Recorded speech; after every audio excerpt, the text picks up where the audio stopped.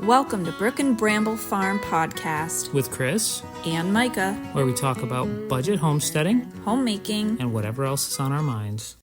Hi. We're back again with more Q&A. We have more questions that you asked, and we're going to answer them tonight. Because we're that kind of podcast. I'm going to try to stay with it. I'm kind of tired.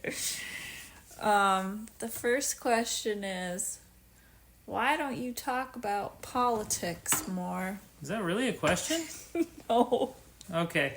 There's just so much going on right now that's like political, and I feel like I should be chiming in. No.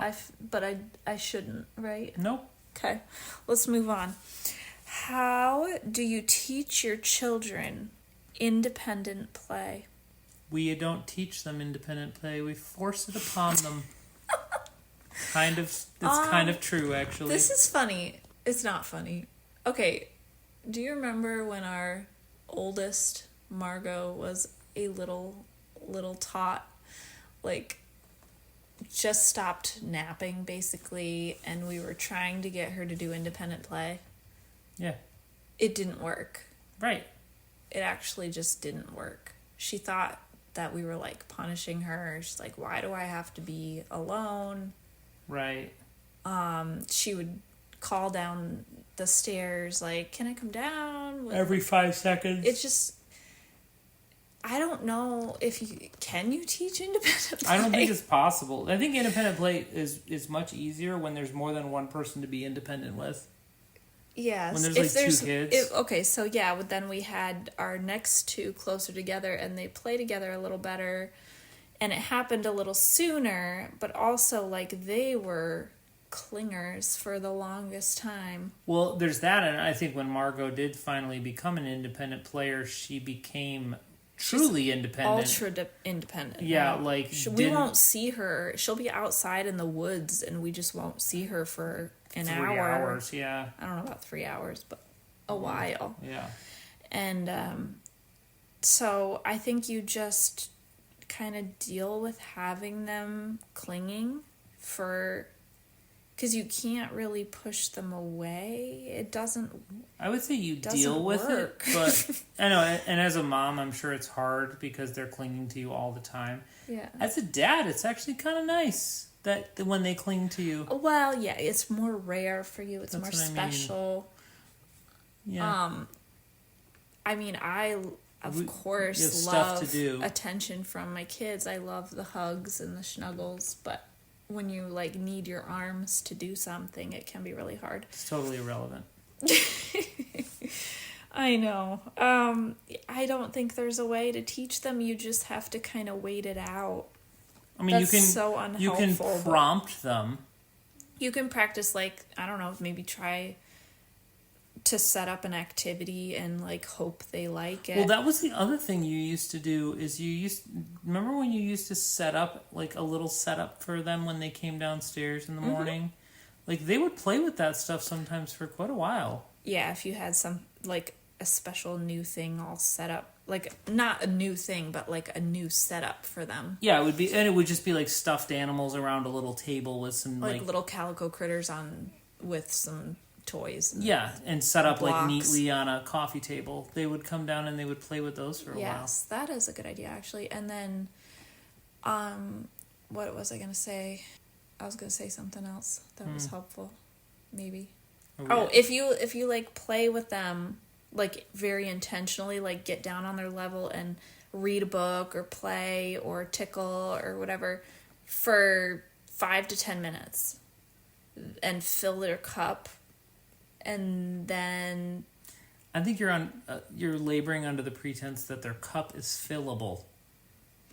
No, but you know what I mean. Like, if you're just, like, all morning, you're like, oh, can you please go play? I gotta get this done. I gotta go play.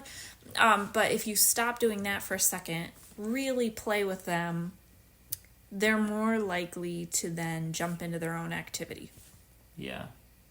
Right? Yeah. Okay. Are you teaching your kids any foreign languages? Elvish doesn't count. We're not teaching them Elvish. We're not teaching them anything. And I would love to do that. We're not teaching them anything Nothing. at all. No languages yet. No, they're very little, most of the... I mean, in high school, I'm sure it's required, right? Yeah, but I mean, there's stuff we can do too here. And the cool thing is nowadays with apps, there's actually apps that you can use to teach your kids. Like, I remember there was a time when we used Duolingo and stuff. But then Duolingo started getting, like, weird ads and stuff where you have to pay for it to get rid of them. The short answer is no. The long answer is maybe someday. What language would you want to teach them? Ancient Sumerian. You know what I would... I want to teach them a dead language just for fun. I'm thinking Russian because they actually have, like, people to practice with. Peer age kids that they know who speak Russian, and I feel like maybe that would be the most useful. We have our friend who is... Well, that's what I mean. We have friends. Not Uzbekistani. And not just like one friend. We have like two families who are they speak bilingual. They speak well, they're from Eastern Europe, so they speak fluent Russian. Yeah, so maybe Russian, maybe Spanish, because that's just kind of good to know. No, not Spanish. No, it's going to be Russian and Assyrian. Okay. I'm probably not going to do that. I just want to teach them a dead language just so that they can talk to each other. Mm-hmm. And the only people who will ever be able to understand them are like scholars of that language. Assyrian? That's why. Okay. Yeah. How do you afford / make simple living work for your family? Now, this question, I think we were going to do a whole podcast on this, right? What is the question? Read it again. How do you afford or make simple living work for your family? Weren't we going to do an episode about like staying at home, me being a stay-at-home mom? Yeah, I think we can answer it relatively quickly, and because the question kind of answers itself. Okay. How do you afford simple living? We live simply. Right? I want to be like, that would be like, how do you afford budget food? Yeah. We budget for our food. Like, it's a question that really answers itself, yeah. But we will go into more nitty gritty of that. I think for some people, not everyone, but I think it might be shocking to some people how simply we do live. Well, there's that, and I think it's going to be... I know there's going to be people that are going to say we're lying and that we are... No, people who listen to this are nice. They like No, us. but I mean... I'm saying we get called liars all the time because people are like, you obviously make, $1 million a year to be able to afford to live. Like, must be nice to win the lottery. And so we're gonna in that podcast, when we do that, we'll go into the not the nitty gritty of how much we make. We're gonna lay it all out. But I will simply state here that our income level is below the median of the average American family. Yeah. And we are able to not just live, but I think we live comfortably. We live very comfortably. I'm comfortable. I'm comfy. It is 74 degrees in here right now. I am quite comfortable. We make it work because we both prioritize it. I think that's a huge thing because I think most of the families who say it's impossible, they're not both on board for it. And then it is impossible. Like, it's just not going to work if you're not both on the same page and you don't both want that lifestyle, Yeah, it's... Well, that's kind of two diametrically opposed viewpoints on that. Yeah. Like, you need to work on a system that works. But if you both prioritize it, then it's totally possible. And then there's the other side of that is the single people who say it's impossible to do that. And I want to be like, you are single. You have no responsibility other than yourself. So you can absolutely make the rules. Yeah. So if you're saying it's impossible, well, why are you driving a $70,000 vehicle? I don't know. Anyway. There's so many people out there. Who knows what kind of vehicles they have? Okay, this question. Okay, I think I have a lot to say about this one. The question was, she was trying to fit it into the little box, so it's worded a little condensed. Oh, it's another one of those? No, already tired out by homeschool, and it's K level, so kindergarten, day 3. Any advice? I'm scared for the next 18 years. Here's the thing. Just don't do kindergarten. Skip kindergarten. Teach your kids how to read and write, and they're already ahead of kindergarten. Yeah, Teach them their numbers, their colors. They don't even have to learn to read in kindergarten. But I mean, that's my point. Is like numbers and colors is kindergarten. I think you're good if your kid knows the basic things like shapes and. I think we had Margot. She knew her colors by default by the time she was that age, just because when you'd read a book with her, you'd be like, "What color is this? What color is this?" Mm-hmm. You just worked her learning into your everyday, and it wasn't even like by design. She just picked it up because she was there all the time with you. Yeah. And so, when we would work on numbers with her, it's like there was this eagerness to learn, and I think that comes from you start to realize when you're a little kid, like that as you learn more, the world kind of opens up to you a little bit, and I think that's why she learned how to read so quickly, is because she had us reading books to her, and she was like, I want to be able to do that. And so you can do those kindergarten level things. They just happen in your normal in your everyday life. But also, I would like to say more about this because you're the homeschool leader. You're in charge, and if you don't like what you're doing, do something different. And I know that sounds like easy to say or whatever. It's simple. It's just not easy. Like, I've crafted this year. We're only a week in. But I crafted this year to fit with what I knew would work for us. And so far, it feels really easy. It feels easier than 1st, 2nd, and 3rd grade because we were still kind of learning what works. And I think in 1st grade, I tried to do kind of what everybody else was doing with like a textbook for this, a textbook for this.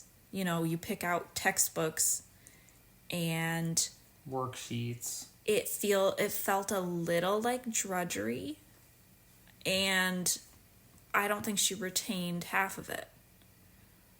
This year we're doing a couple textbooks. I mean, I want to sit down and have her used to like doing that type of school, but also a lot of it is just like conversational. We have for geography, we're doing a puzzle with flags and countries, and then we watch a documentary one day a week about kids in different countries, and she is learning so much from that, and it's not drudgery. Like it actually doesn't even feel like school. They're like, can we watch it? Can we watch an episode today?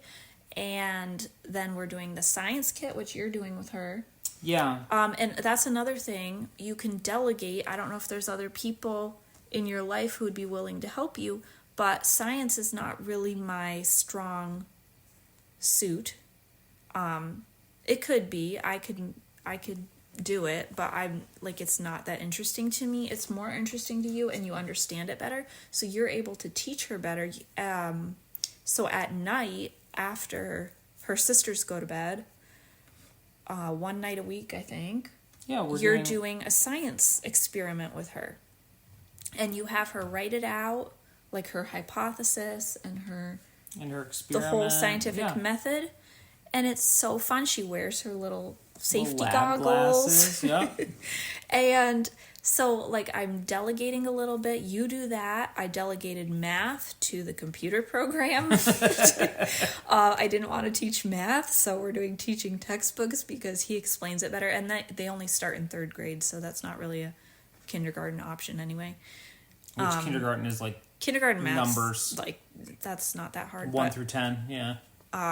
Once you get up to 3rd grade, I'm like, I don't want to teach division. Let's let this computer guy do it. So but then other things I am very strong with, like English and reading and writing and that kind of thing, and I'm able to really get into it more with her.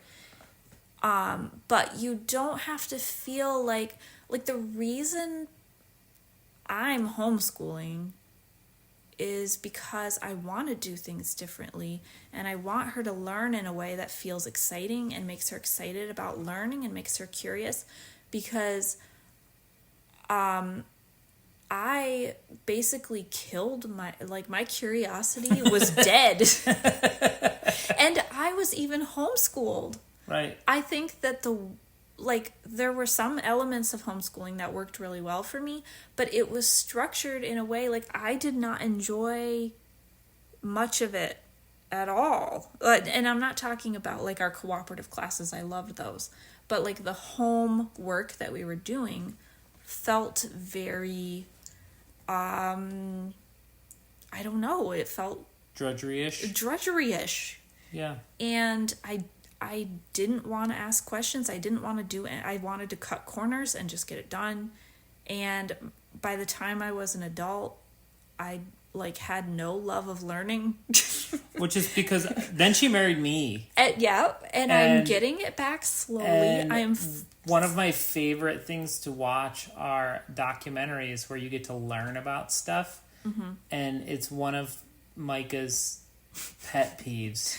It's not a pet peeve. I just don't like the music. Yeah, no, they are very dramatic. I would like documentaries more if they didn't make them sound scary. And dramatic, yeah. What are we watching, a documentary or are we watching a horror movie? Why is it so suspenseful? Right. We're just learning about a volcano. Why is this right. We're learning about, a temple that was built 5,000 years ago. Yeah, I hate the music. But anyway, I'm trying to teach myself all this new stuff because I want to have more skills, but I didn't have curiosity and love of learning, and it slowly started coming back a few years ago. I got this random urge to learn everything there is to know about cast iron, and then the next thing was baby-led weaning. I got extremely into that when our second was a baby, and learned all the science behind it and babies and the difference between choking and gagging, and I'm getting so off topic right now. But basically, you are in charge. If you are feeling miserable, maybe your kid is too, and maybe change a few things. There's that, and I think if you include your kid in a lot of your day-to-day activities, those are homeschooling. Yes. There's so much that is homeschooling. Our requirement says 223 hours or something of homeschool. I do not clock that. I'm counting basically everything we do together as homeschool. Today I was out there working on the tractor because the water pump had gone. Yeah. And Margot came over and asked me what I was doing. Yeah. And so I was like, do you know how an engine works? Because I had the thing up. And she was like, no. And I was like, do you want to learn? And she was like, yeah. That's awesome. And so I sat down with her for a couple minutes and I gave her a broad 30,000-foot view of how a diesel engine works. Yep. And I don't know how much of it she retained, but I bet you she retained something of it. Oh, yeah. More than she would have if she was reading about it in a textbook. That's what I mean. And so now she's got this curiosity about learning things. She wanted to learn how a diesel engine works for a little 9-year-old girl. It's not something most 9-year-old girls want to do. Mm-hmm. So that means that you've instilled that love of learning. She's at least curious. Yes, exactly. Yeah, and I feel like I've said this before online, but more important than learning and remembering facts when they're little, I don't mean high school's a little different, but when they're in elementary grades, instilling a love of learning is more important than them remembering facts, because when you do grow up, you can teach yourself if you are motivated to learn. Which means you need to be curious. Yes, and if you are not motivated to learn, you will have a very hard time learning. Ask me how I know. Okay, right. That was a long one, but I really felt strongly about that. Best way for a man to learn handiwork / building skills wasn't taught growing up.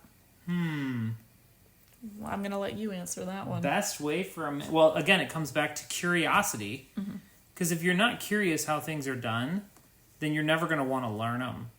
You know, like, you could say, I want to learn how to do this. But the other thing is that some of it is a skill that, you know, I struggle with it, not being good at it at the beginning and getting frustrated because it's not coming out the way it should. And so there's some stuff like framing. I knew the generic, you know, 30,000 foot overview of the framing, but the nitty gritty stuff, you only learn by doing it over and over and over again. Getting things square, getting them level, you know, and that's just framing. That's general carpentry. You get into like welding and metalwork and all this other stuff. You need to have a curiosity of how it's done well. And you also need to be able to identify when it's done well and when it's done really shoddily. Like, and that only comes from doing it. So you need to just buckle down and practice doing. Find a project. Find a simple project. There's a million YouTube videos out there for simple projects. You know, build a simple table or you know, if you're framing, build a small shed. Something that you can put your hands to and physically like do, you know, if you're interested in metalworking, there's a million little like metalworking tutorials that you can buy with all the metal and everything. If you want to weld or you want to do any of that stuff, there's a million of those things that you can buy cheap and learn the basics of how to do things. But you're only going to learn it. You can learn only so much by watching someone else do it. You need to actually sit down and get your hands in there. You got to get your hands in there. You got to work with your hands.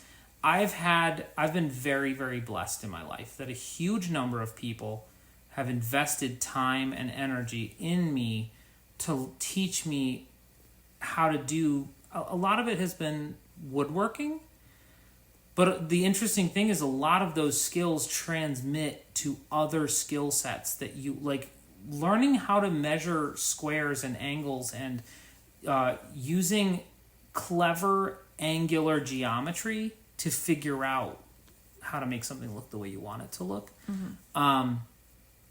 And so I was able to take, say, carpentry skills and apply them to welding and casting and all of these other skill sets that were kind of a continuation of the original start. So I've been very blessed to be able to work with people like that. And that's the other thing I would say to you is if you know someone who has those skill sets and has any time at all to sit with you or even that you can talk to on the phone and ask them questions. But you still need to be able to do it. So I would say your starter is find a starter project. And then as you run into issues on that project, have someone somewhere that you can reach out to and locally that can show you how it's done. Yeah. Okay. I think we're going to skip this question. Do you guys want any more kids? 23. Okay. How were your pregnancies and births? I'll answer this one. You know what? They were great. Full stop. No, I mean, like, there's things you can complain about in pregnancy, but before I was pregnant, I worked with a girl who I'm still kind of friends with online, and I see her now and then. But she was pregnant, and so I kind of saw her being pregnant at work and stuff. Anytime you spoke to her, she was so, like, she had nothing bad to say about pregnancy. She was, like, glowing and happy, just, like, talking about what a blessing and wonderful it was. And that inspired me because literally I've never met another pregnant woman who isn't complaining about something. She was like an enigma. And that inspired me to just not complain when I was pregnant. And so I always think about her like, I gotta be more like Mary. I truly didn't really have any complications or anything. Like, obviously there are some aches and pains and whatnot, but then birth was fine. I go late with all my kids. I went at least a week overdue, and I refuse inductions, and I'm very thankful. We got up to, with the practice I was in for our first, they were like, you can go 10 days over, and then basically you quote unquote have to be induced. So we had an appointment, and we prayed really hard that I would go into labor, and I did the morning, very hours before 3 a.m. It was like a couple hours before our appointment. So thankfully I didn't have to be induced and go through all that with all those Pitocin not complications, but it would have been probably a little more difficult. And then I did, everything. I didn't have C-sections, although we did get close again with the first because her heart rate dropped. I feel like I kind of went into shock in my first birth. It was a little, had a little out-of-body experience. I just wasn't mentally prepared for how intense it was going to be, or the fact that I was going to have a human come out of me. Really wild stuff. You know it in your brain. But... and then for the next one, her entire pregnancy, I was praying that I would be more present and have more of a normal experience and be able to enjoy it a little bit. And it really was she was the perfect so baby. Wonderful. And then they were all born en call except for the second, but she would have been. They broke my water. So my water never breaks naturally, which is kind of interesting. And then, great, healthy babies. So very thankful for that. I know you built your home to be smallish. Do you guys ever host gatherings? Yes, we do. Many times. We actually built our home. We wanted it to look old-fashioned, obviously, but we built it open concept in the lower floor. Just on the one set. We don't have a dining room, so it's kitchen with a dining table in it and then an open living room attached. And we did that so that the main room, even though our house is pretty small, it has a pretty open main room. Entryway, yeah. So when we host gatherings, it doesn't feel incredibly jam-packed. We do having our 18th century dinner, which we've talked about. And then we do during the summer, we have a couple of s'mores nights.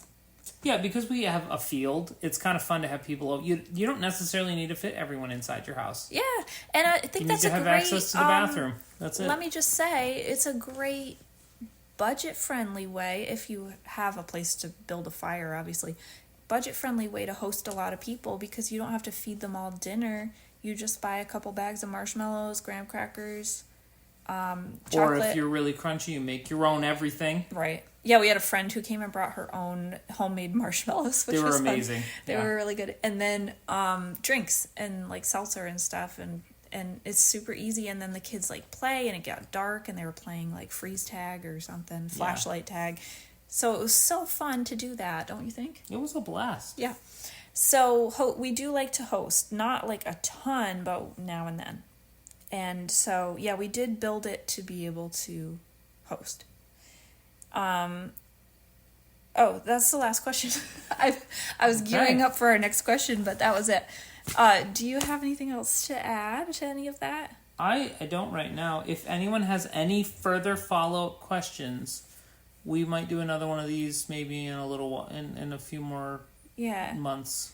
I mean, it's just a fun way to talk about stuff. And and we want to talk about what you guys want to hear, not just blithering on about whatever we want to talk about sometimes. I'll ask you one more question. How was your day today? It was great. Yeah?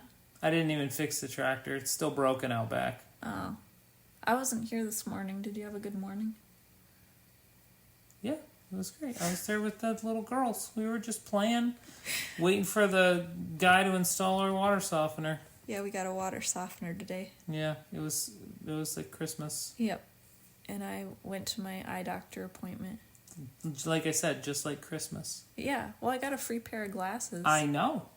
Like I said, just like Christmas. It's basically Christmas in September. Yeah, but then it was disappointing after that, because I tried to the tractor was still broken, you were I was really disappointed about that. No, where did I go? I did a couple errands and they were just letdowns. Yeah. But you feel like you wasted your time. I did, yeah. Yeah, it's a bummer when that happens. Yeah. It's happened to me a couple times where you like drive around and you have to stop 40 different places and they were all a waste of your time. Mm-hmm. Or you're going to Home Depot is renowned for this. You go to Home Depot looking for something you feel like they should have. Oh. But they never do. They always have almost exactly what you need, but not what you need. Yeah, that's no good. So, yeah, that was my little jab at Home Depot, which is funny because I go there quite a bit. Let us know if you want to sponsor us, Home Depot, if you're listening, or anybody. We don't have a sponsor. We don't have any sponsors. Or let us know if there's anything you guys want to hear us talk about. Yeah, and thanks for listening. You're very cool. Have a good night. Good night.